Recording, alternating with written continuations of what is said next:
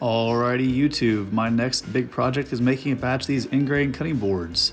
Step 1 is making 72 each of these 1/4 by 1/4 by 16-inch pieces of walnut, which you see me cutting here, and then maple, and finally cherry. So there will be 216 pieces, I think, total.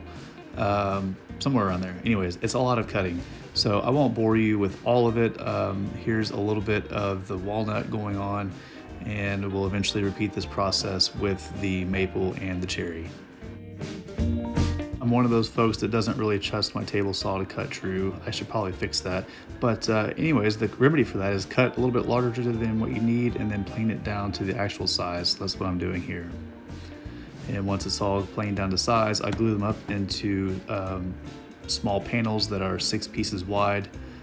Here's me gluing 2 panels per clamp set, and then I will take all of those panels and glue them together after this.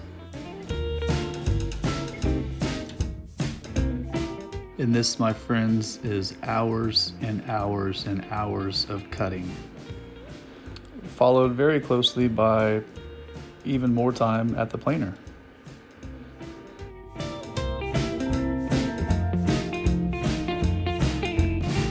After I finished gluing all of my maple together into panels, I decided I was going to try and glue them together in one gigantic stack.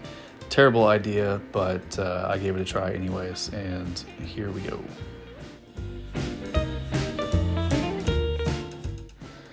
I really do think in a perfect world, had my panels been as flat as they could have been, that this would have worked well. The problem is my planer is ancient, it's worn out. It was sniping these panels really bad as I was trying to run them through, and they just aren't as flat as they should be. So there's some gaps, as you'll see, that I was really not happy with, but I probably should have taken this apart and done it smaller pieces or waited till I got a new planer in. But as you can see here, I couldn't be bothered to do any of that. So as you can imagine, with not flat panels, there was gaps everywhere. Like I said, probably should have taken it apart and done it a different way, but I just decided to let it ride.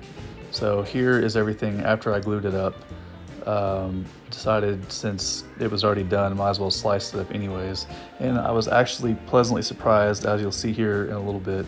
The maple came out almost perfect. There's a couple spots on the edges where there was gaps, but for the most part, my one swipe at gluing trick worked out pretty well.